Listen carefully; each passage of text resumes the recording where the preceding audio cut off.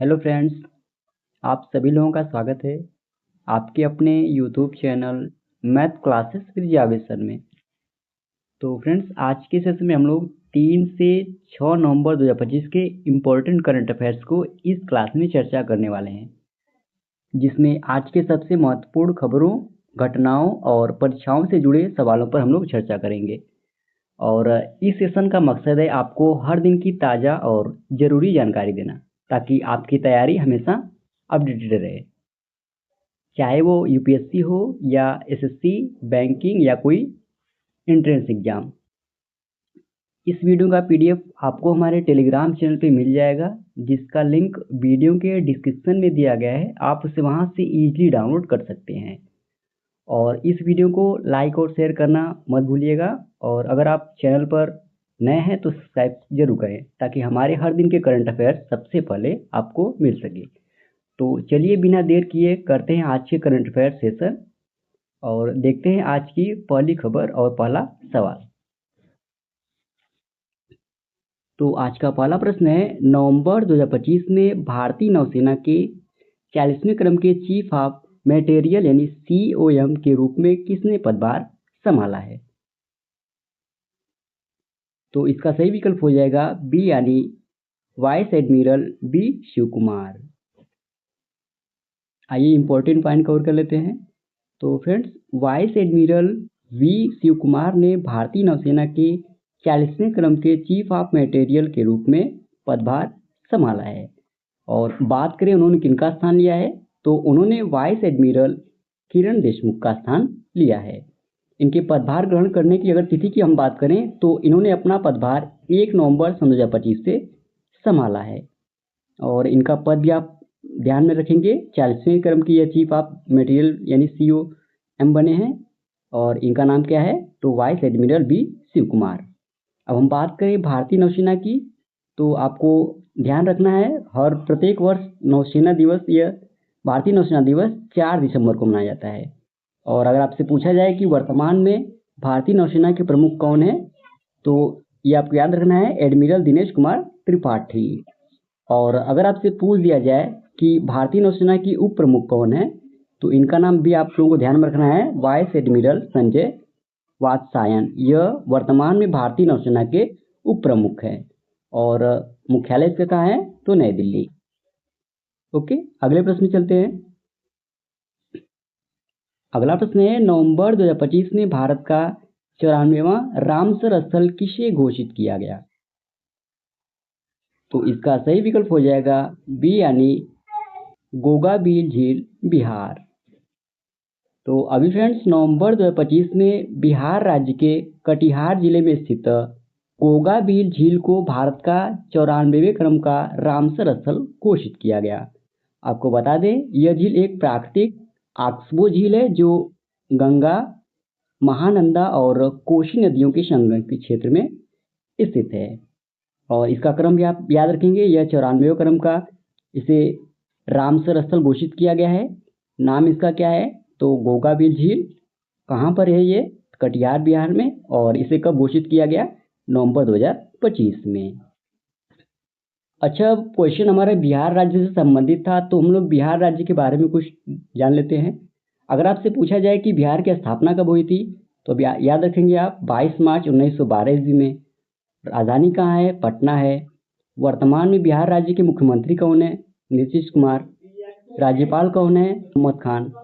लोकसभा सीटों की संख्या बिहार राज्य में कितनी है, 40 है। राज्यसभा सीटों की संख्या 16 है। विधानसभा सीटों की संख्या 243 है।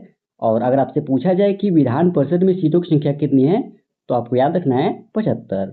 और कुल जिलों की संख्या है बिहार में 38। और बिहार में राष्ट्रीय उद्यान के बारे में अगर बात करें, तो एकमात्र बिहार में राष्ट्रीय उद्यान है वाल्मीकि राष्ट्रीय उद्यान। यह नाम भी आप लोग याद रखेंगे। वहाँ के लोक नृत्य के बारे में बात करें तो जाट जनित नृत्य, झुमरी नृत्य, झिझिया नृत्य, कजरी नृत्य, पाइका नृत्य, सोहर खिलौना नृत्य वहाँ के कुछ प्रमुख लोक नृत्य हैं। और ये है बिहार राज्य का मैप। अगला प्रश्न है, स्वच्छ सर्वेक्षण 2025 में भारत का सबसे गंदा शहर कौन घोषित किया गया?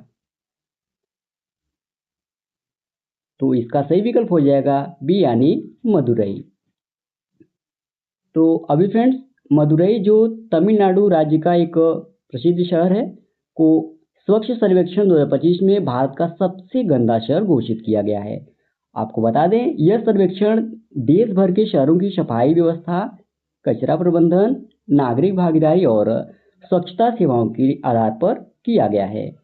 और सर्वेक्षणकर्ता के नाम अगर पूछा जाए तो आपको याद रखना है केंजर सर्वे 2025, और इसे जारी किया था आवास एवं शहरी कार्य मंत्रालय के द्वारा इसे जारी किया गया था। और किस मिशन के अंतर्गत यह सर्वे किया गया था, तो आपको ध्यान रखना है स्वच्छ भारत मिशन। अच्छा, भारत के शीर्ष 5 सबसे गंदे शहरों की अगर हम बात करें 2025 में जो भी लिस्ट जारी हुई है उसके अनुसार, तो पहले स्थान पे रहा मदुरई, दूसरे स्थान पे लुधियाना, तीसरे स्थान पे चेन्नई, चौथे स्थान पे रांची, पांचवें स्थान पे रहा बेंगलुरु शहर। और अभी कुछ दिनों पहले हम लोगों ने पढ़ा था, आपको याद होगा, सबसे साफ शहर घोषित किया गया था किसे, तो मध्य प्रदेश का इंदौर शहर को। ओके, इस पॉइंट को भी आप लोग नोट कर लेंगे। तो अभी भारत का सबसे गंदा शहर किसे घोषित किया गया है, तो आपको ध्यान में रखना है तमिलनाडु का मदुरई शहर को। अगला प्रश्न है, आईसीसी महिला वनडे विश्व कप 2025 का खिताब किसने जीता, तो इसका सही विकल्प हो जाएगा बी यानी भारत। अब बात करें ICC women's cricket world cup 2025 की, तो इसके आयोजन तिथि की अगर हम बात करें तो इसका आयोजन 30 सितंबर से 2 नवंबर 2025 तक किया गया। मेजबान देश की बात करें तो इसमें भारत और श्रीलंका ने इसकी मेजबानी की। इसका फाइनल मुकाबला गुजरात के अहमदाबाद शहर में खेला गया और विजेता टीम थी अपनी भारतीय टीम, जो इसे पहली बार भारतीय टीम ने इस खिताब को जीता है। वही उप विजेता थी दक्षिण अफ्रीका की टीम। और इस टूर्नामेंट में प्लेयर ऑफ द टूर्नामेंट का खिताब जीता दीप्ति शर्मा ने। वहीं प्लेयर ऑफ द मैच रही फाइनल मैच में शेफाली वर्मा। और अगर आपसे पूछा जाए कि सबसे ज़्यादा रन बनाने वाली इस टूर्नामेंट में खिलाड़ी के नाम पूछा जाए, तो आपको याद रखना है लौरा प्लुआर्च, जो दक्षिण अफ्रीका की प्लेयर थी। और इन्होंने पूरे टूर्नामेंट में कुल 571 रन बनाए। वही और अपने भारत देश की अगर तरफ से पूछा जाए तो स्मृति मंदाना थी, इन्होंने 434 रन बनाकर यह दूसरे स्थान पर रही। ओके, सबसे ज़्यादा रन बनाने में मामले में। और सबसे ज़्यादा विकेट लेने वाले खिलाड़ी का नाम पूछा जाए तो दीप्ति शर्मा आपको याद रखना है। वहीं इन्होंने पूरे टूर्नामेंट में कुल 22 विकेट यानी 22 विकेट लिए हैं। ओके, और आपको बता दें ये जो फाइनल मुकाबला खेला गया है, जहां पर दक्षिण अफ्रीका ने टॉस जीतकर पहले गेंदबाजी करने का फैसला किया, और जहां भारत ने इस फाइनल मुकाबले में पहले बल्लेबाजी करते हुए 298 रन 7 विकेट के नुकसान पर टोटल स्कोर बनाया। और वहीं पूरी दक्षिण अफ्रीका की टीम जवाब में 246 रनों पर ऑल आउट हो गई, और भारत ने इस मैच को 52 रन यानी 52 रनों से अपने नाम किया। ओके, अगला प्रश्न है, आसियान रक्षा मंत्रियों की बैठक प्लस 2025 का आयोजन कहाँ हुआ, इसका सही विकल्प हो जाएगा डी यानी कुआलालंपुर मलेशिया में। ओके, इस प्रश्न को आप लोग वन लाइनर क्वेश्चन समझिएगा। बस आपको इतना ध्यान रखना है कि अगर आपसे पूछा जाए कि आसियान रक्षा मंत्रियों की बैठक प्लस 2025 का आयोजन कहाँ किया गया, तो आपको ध्यान रखना है मलेशिया के कुआलालंपुर शहर में। ओके, अगले प्रश्न में चलते हैं। अगला प्रश्न है, अक्टूबर 2025 में ऑनलाइन शब्दकोश डिक्शनरी.com ने किस शब्द को वर्ड ऑफ द ईयर घोषित किया है, तो इसका सही विकल्प है बी यानी 67। ओके, यह भी क्वेश्चन आपका वन लाइनर है। ओके, आपको बता दें फ्रेंड्स ना, जो ऑनलाइन शब्द को डिक्शनरी.com ने अक्टूबर 2025 में 67 नहीं है, 67 है। ओके, 67 शब्द इसे जो कि वर्ड ऑफ द ईयर घोषित किया है। दरअसल ये 67 शब्द है, यह इंटरनेट संस्कृति और सोशल मीडिया पर बहुत चर्चा में रहा, और यह एक व्याख्यांश की तरह इस्तेमाल होने लगा, जो औसतन या सामान्यतः स्थिति को दर्शाता है। और लोगों ने इसे मजाकिया तरीके से भावनाओं, जैसे हो गया अनुभवों या चीज़ों की मध्यम गुणवत्ता बताने का प्रयोग किया। इस वजह से इसे जो कि ऑनलाइन शब्दकोश डिक्शनरी.com के थ्रू या माध्यम से इस शब्द को वर्ड ऑफ द ईयर घोषित किया गया। ओके, अगले प्रश्न चलते हैं। अगला प्रश्न आपसे पूछ रहा है, आईसीसी पुरुष T20 विश्व कप 2026 की मेजबानी कौन सा देश करेगा? तो इसमें सही ऑप्शन है सी, यानी ए और बी दोनों ऑप्शन सही हो जाएगा, यानी श्रीलंका और भारत ये दोनों देश मिलकर आईसीसी पुरुष T20 विश्व कप 2026 की मेजबानी करेंगे। डिटेल में जाने तो फ्रेंड्स, अगर आपसे पूछा जाए कि मेजबान देश, तो आपको ध्यान रखना है भारत और श्रीलंका, और यह टूर्नामेंट 6 फरवरी से 8 मार्च 2026 के बीच आयोजित किया जाएगा। और यह T20 विश्व कप का इस बार का अगर संस्करण पूछा जाए तो 10वां संस्करण होगा, जिसमें कुछ कितने टीमें भाग लेंगे, तो 20 टीमें। ओके, और आपको बता दें फ्रेंड्स, आईसीसी पुरुष T20 विश्व कप का 9वां संस्करण जो था ना, वो 2024 में वेस्ट इंडीज और यूएसए में आयोजित किया गया था, जिसमें विजेता टीम के नाम पूछा जाए तो अपनी भारतीय टीम विजेता रही। अगला प्रश्न है, हाल ही में किस राज्य के मुख्यमंत्री ने स्कूल और कॉलेज के पाठ्यक्रम में शतरंज को शामिल किया है? तो यह भी आप लोगों का वर्ल्ड लाइनर क्वेश्चन है, बस आपको नाम याद रखना है, गोवा में। ओके, तो गोवा के मुख्यमंत्री ने स्कूल और कॉलेज के पाठ्यक्रम में शतरंज को शामिल किया है, इतना आप लोग बस जानते रहेंगे।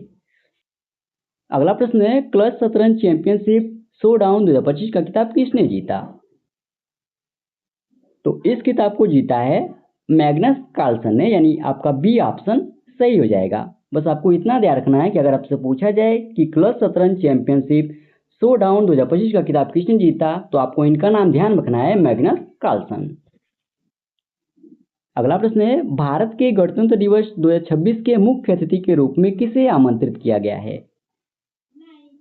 तो इसमें आपका सही विकल्प है डी, यानी ए और बी दोनों ऑप्शन सही हो जाएगा, यानी एंटोनियो कोस्टा और उर्सुला वॉन डेर लेयन, इन दोनों लोगों को भारत के गणतंत्र दिवस 2026 के मुख्य अतिथि के रूप में आमंत्रित किया गया है।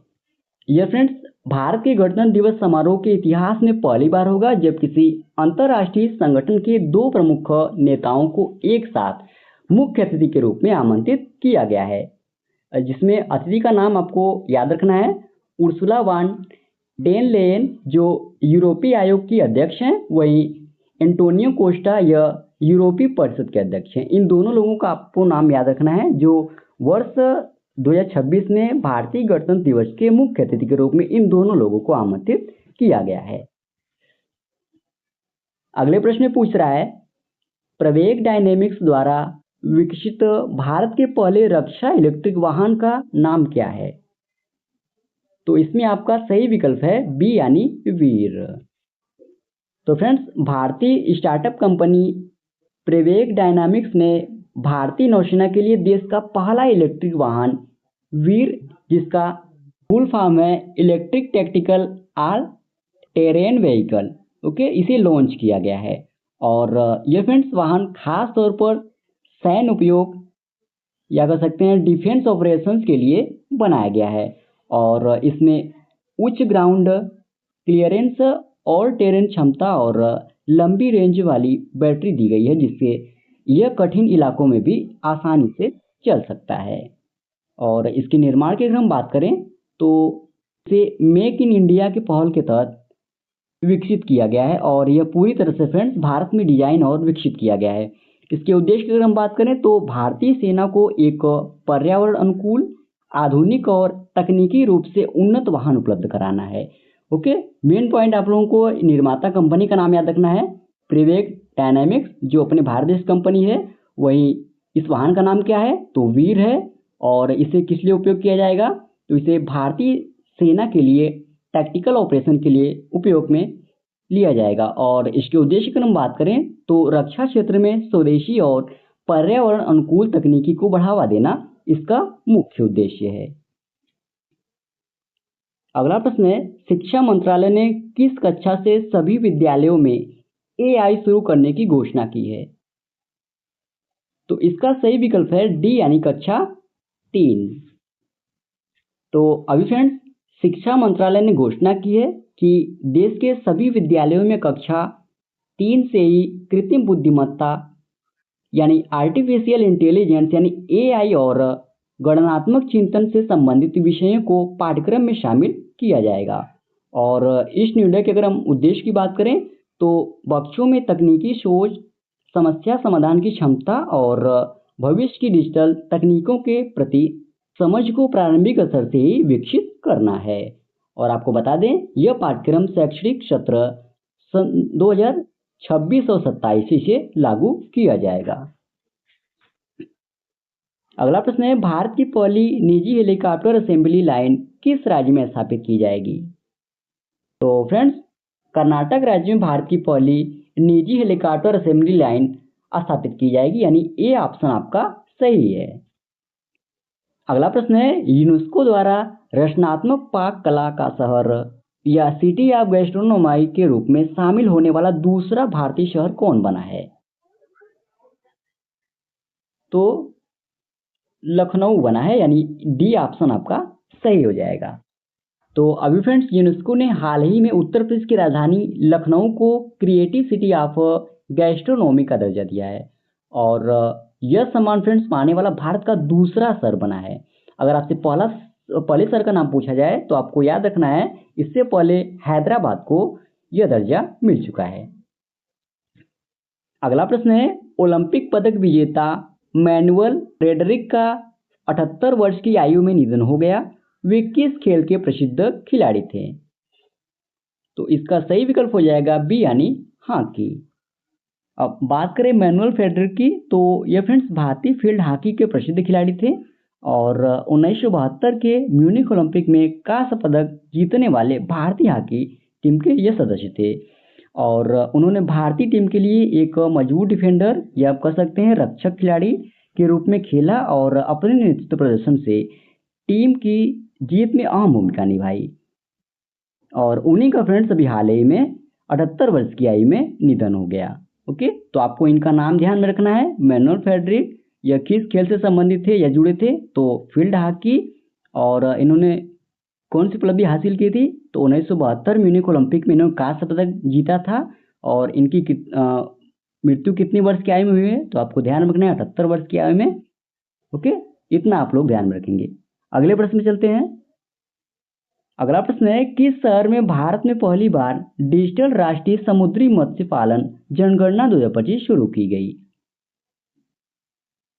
तो इसमें आपका सही विकल्प हो जाएगा बी, यानी कोच्चि। तो अभी फ्रेंड्स, भारत की पहली पूरी तरह से डिजिटल राष्ट्रीय समुद्री मत्स्य पालन जनगणना 2025 की शुरुआत केरल के कोच्चि स्थित ICAR यानी Indian council of agriculture research केंद्रीय समुद्री मत्स्य अनुसंधान संस्थान से की गई। और इस पहल के अगर उद्देश्य की हम बात करें तो देश की समुद्री मत्स्य समुदायों, नौकाओं और संसाधनों का डिजिटल डाटा एकत्र कर नीतियों को और प्रभावी बनाना इस पहल का मुख्य उद्देश्य है।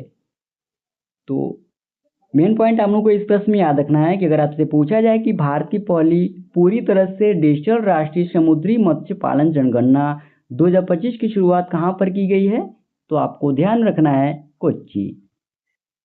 अगला प्रश्न है, विश्व में पहली बार जनरेशन धूम्रपान प्रतिबंध लागू करने वाला पहला देश कौन बना?